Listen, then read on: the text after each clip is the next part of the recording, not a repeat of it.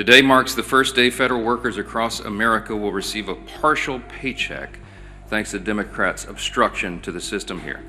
This is the last paycheck that 700,000 federal workers will see until Washington Democrats decide to do their job and reopen the government. Because Democrats, Chuck Schumer and his colleagues in the Senate are here playing games. They're the ones politicizing this. They're trying to play a game. We're not engaging in a game. We're trying to get the government open again so that people can be served. And it's open the government, Democrats. That's what this is. We have voted so many times to pay the troops. We've already done it. We did it in the House 3 weeks ago. The ball is in the court of Senate Democrats right now. That's it. We will come back here and get back to legislative session as soon as the Senate Democrats turn the lights back on. That's the fact. That's where we are. Welcome, everyone. Day 10 of the Democrat government shutdown. We're not in a good mood here in the Capitol. It's a somber day. Today marks the first day federal workers across America will receive a partial paycheck thanks to Democrats' obstruction to the system here. This is the last paycheck that 700,000 federal workers will see until Washington Democrats decide to do their job and reopen the government. Starting next week, American service members, many of whom live paycheck to paycheck, are going to miss a full paycheck. If Democrats don't end this shutdown by Monday, then that October 15th date will pass us by. You've got millions of American families who will now have to figure out how to make their mortgage, how to cover their rent, pay the car note, keep food on the table, because Democrats, Chuck Schumer and his colleagues in the Senate are here playing games. Republicans have voted over and over to end this madness and reopen the federal government. We did our job. By way of reminder, the House passed a clean, nonpartisan CR 3 weeks ago today to keep the government funded and, by extension, to pay our troops and TSA agents and Border Patrol agents and air traffic controllers and the rest of our federal workforce. We had that vote 3 weeks ago. And since then, Senate Democrats have voted repeatedly to keep the government closed. In the Senate, they have now voted 7 times to block paychecks for 2 million federal civilian workers and 1.3 million active duty military men and women. Now, I want to be very specific so that everybody in America can clearly cut through the obstruction and understand exactly who is to blame for this chaos. In fact, would you bring me that chart just real quick? I just want to point this out. Let's just make clear. This is the votes to pay troops and federal workers, okay? This is the number of times that the vote has been done. September 10th, the GOP in the House voted to pay the troops and pay all these federal workers. The Senate did it on September 19th, September 30th, again on October 1st, and 3rd, and 6th, and the 8th, and the 9th. Every single time the Republicans voted to pay the troops and federal workers, and every single time the Democrats voted not to. That is the record. They'll continue to put this bill on the floor. It'll be on the floor again next week in the Senate. And we'll see how many times they want people to go without paychecks. The Republicans are not playing games here. We sent a very clean, simple CR. You see this. Thank you so much for that. We are doing the job and making sure that the American people are taken care of. But judging by their behavior right now, the Democrats don't appear to be in any rush to end this pain.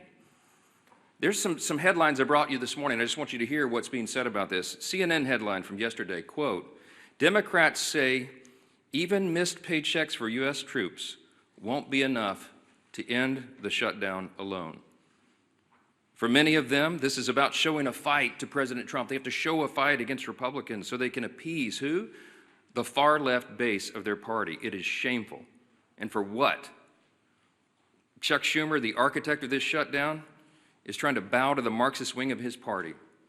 You heard him yesterday. He said in his own words, every day of the shutdown, he said, quote, gets better for us. Better for who, Chuck? For the Democrats in the Senate? So you can bow to the Marxist base and not get a challenge? Here's another headline from Politico yesterday. Quote, Chuck Schumer's critics are satisfied. Yeah, the far left base of the party is satisfied. They don't mind the troops go without pay and civilian workers are furloughed. They don't care. Former DNC chair David Hogg, he heaped praise on Chuck Schumer as well. This is what Chuck Schumer was after. This is what he desires, the praise from the far left. David Hogg said, quote, Give credit where credit's due. This is a big step up. A big step up. While you're delaying flights, while you're making people go through this pain. The co-founder of the far-left group Indivisible said this yesterday publicly, quote, "Chuck Schumer hasn't surrendered yet. I call that progress." There's one inescapable fact. It's a glaring fact that everybody in America can see. Chuck Schumer is hurting real Americans for his own political survival. I'm going to say that again. Chuck Schumer is hurting real Americans for his own political survival. If you're a service member who's not getting a paycheck, it's because Chuck Schumer has to appease the Marxist. Cut and simple. It's plain and simple. Shame on you, Chuck. Every Senate Democrat who's going along with this, you lack the moral fortitude to do the right thing. This is the first time in history, the first time in the history of the United States Congress, that a party has shut down the government over a clean CR. We frankly didn't expect this. We sent over a no-frills 24-page document to keep the lights on, keep Congress working, to keep the paychecks flowing, and they stopped it because they're afraid of the far left. I'm just going to walk through a quick sample of the devastating impacts that Americans are feeling as we speak right here, because this is real. And you'll note a theme here. A lot of these are blue states where their Senate Democrats are over here keeping the government closed. In California, home of the nation's largest civilian workforce, more than 250,000 federal workers are now working without pay.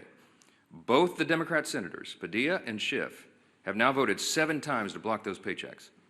In Virginia, there are 189,000 federal employees, nearly 5% of the state's workforce, that are waiting on their next full paycheck. And both of their senators, Warner and Kaine, refused to pass a clean bipartisan CR that Democrats supported 13 times under Joe Biden in the previous 4 years. In Maryland, Maryland is a hub of trade and commerce. You have 150,000 federal workers there. Both of their senators, also Brooks and Van Hollen, have voted 7 times to keep the government closed. In Georgia, home to our nation's busiest airport, there's close to 110,000 federal workers, including thousands of TSA agents and air traffic controllers, now being forced to work without pay. You guessed it. Senators Ossoff and Warnock voted to block those paychecks too. Arizona, 58,000 workers serve the federal government, including many Border Patrol agents who are working hard to keep us safe.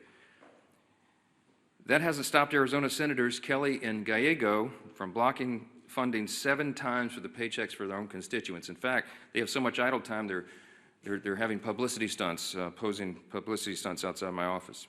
In New York, let's talk about New York because this is interesting. It's the home to both of the Democrat leaders, both in the Senate and the House. 115,000 federal workers are waiting on Hakeem Jeffries and Chuck Schumer and Kristen Gillibrand to come to their senses and end this shutdown. Chuck Schumer said himself, "With every day of the shutdown gets better for us." And what does that look like? We're talking about 2 million civilian workers, 1.3 million active duty service members, everybody being hurt because of it. Chuck is what they're doing right now. I've been asked many times in the interviews over the last couple of days, you seem angry, you don't get angry a lot. I don't, but this is beyond the pale. What Chuck Schumer's doing right now, it's sickening. It's sickening to hear him say it's better for him and his party when it's so terrible for real Americans. Millions of people are experiencing real pain because of these political games. And you'd think after 44 years in Congress, Chuck Schumer would know better. But it seems apparent now that he spent too long in Washington to understand the real pain of real people. We're going to share a few more things with you about this morning and to talk about some of the real-world impacts on federal law enforcement. Thank you, Whip Emmer. Take a few questions this morning. Yeah, Jay. I know your position about saying it was on the Senate. They have to take our bill that would reopen the government. But haven't the circumstances changed? And because there's a dire emergency, as Mr. Stile talks about the Capitol Police, you all talked about the military, to say we should do something different here. We're still going to apply our pressure on the Senate, but if you're in the middle of a ball game and the strategy changes, you're behind, or somebody gets hurt or something like that, the coach calls in different play. Why not call in a different play right now? Well, the ball game analogy doesn't fit here because we weren't playing a game. We sent over a clean CR, and I've explained this many times. If there was some Republican priority or poison pill or gimmick or trick or something that I could pull off the CR in order to negotiate with Democrats, I would have already done it. It's not there. When I say we're operating in good faith, I mean it. We sent over a totally clean measure that they had already voted for before. In fact, that Chuck Schumer gave impassioned speeches as recently as March of this year. The same instrument, the same one that he said was the right thing to do and that it must be done so Americans don't feel harm. He said that earlier this year. So we sent him the same instrument, assuming, hoping, of course, believing that they would do what has always been done here and pass a clean CR. And they didn't. So I don't have anything to negotiate. There's nothing more for me to do. I literally don't have a card that I can take off the deck because we did it all in good faith. They're the ones politicizing this. They're trying to play a game. We're not engaging in a game. We're trying to get the government open again so that people can be served, and it's plain and simple. Yes, sir. To Chad's question, though, hasn't the state of play changed here, though? Isn't it perhaps the responsible thing to do to pass some kind of legislation to pay troops, to pay federal... We did that. We passed the bill. We have voted 8 times. Republicans have voted 8 times to pay the troops, to pay the civilian workforce, to pay TSA agents, Border Patrol, air traffic controllers, and all the rest. We've done it. The Democrats have voted no every time. There is no other instrument to do it. It's called a CR to keep the lights on and the doors open so that Congress can do its work, so that, as the leader Scalise said, so that we can do all the rest of the negotiation and deliberation on all these other issues. Open the government, Democrats. That's what this is. We have voted so many times to pay the troops. We've already done it. We did it in the House 3 weeks ago. The ball is in the court of Senate Democrats right now. That's it. Yes, ma'am. In terms of strategy, if you could speak to your strategy on keeping the House out in their districts and any idea when they may come back. This is not a strategy call to keep the House working in their districts right now. There's an urgent necessity of it. We had a conference call yesterday with House Republicans. They're fanned out across the country. They're in their districts trying to help their constituents because so many of them are now struggling because of the Democrats' games. So they're helping, for example, rural hospitals to access the funds that we got signed into law July 4th, $50 billion rural hospital fund, so they can provide for health care for their constituents. They need to know how to navigate that before Chuck Schumer and the Democrats try to take it away. Their counterproposal CR would spend $1.5 trillion and take away the $50 billion that we passed into law just on July 4th, signed into law by President Trump, to prop up rural hospitals. Who cares about health care here? Okay, our members are out working diligently in their districts, serving their constituents right now. We will come back here and get back to legislative session as soon as the Senate Democrats turn the lights back on. That's the fact. That's where we are. Yes, ma'am. On the military pay, though, in past shutdowns, there have been ways to guarantee that members of the military get paid. There are over 100 Republicans in your caucus who have signed on to a standalone bill to pay these military members. So at what point do you... Every single Republican is not just talking about paying troops. We have already had those votes. We have done that. We did it 3 weeks ago.